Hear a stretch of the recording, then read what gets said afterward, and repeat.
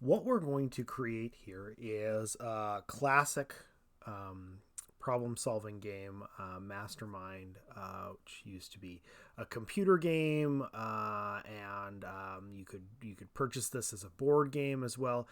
So the objective is to determine. So I'll just mark this. So we're going to start by writing some pseudocode so that we can help ourselves organize the program here. So the objective is to determine the secret code by guessing now in this one we're going to use digits because it'll make the programming a whole lot easier, although traditionally the program involves selecting different colored pegs to try to find out what the answer is. So clues will be given by telling the user, this is two things. One, how many digits are in the code and we'll put this in capitals, in the correct positions. And then the second one is how many digits are in the code but not in the correct positions. So just a quick example here. So example secret code. So imagine it is 1, 2, 3, 4. And then our example guess. In this case, let's say we guessed 1, 5, 4, 6. So if we guessed 1, 5, 4, 6, we get 1 in position, which is the number 1,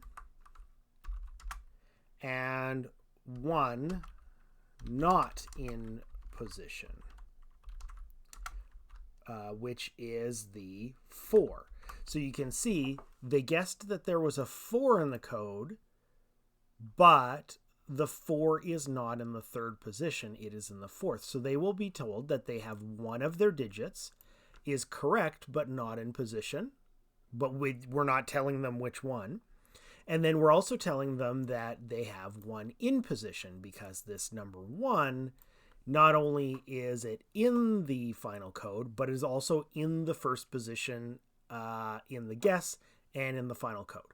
So that should help out. So let's determine how we're going to program this. So the first thing that we have to do is we have to set the solution. So the very first thing that our program is going to have to do is determine what is going to be the secret 4-digit solution. Now the next part is, and this is going to be the big part, so we're going to keep prompting the user for guesses until they are correct. Now, this is pretty much the rest of the program fits into here. So we're going to have to break down what this is into a bunch of smaller steps. So this here is a loop that is going to run until, so I'm just going to mark here that this is a loop.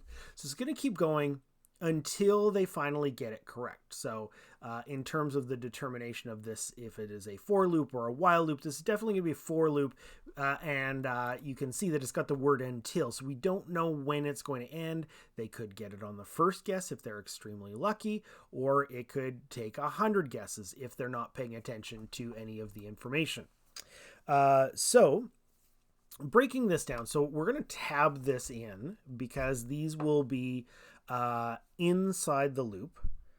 So the first thing that we're going to do is we're going to prompt the user for a guess. The next thing that we need to do is we need to verify that the guess is valid. So there's two components to this. We'll mark these A.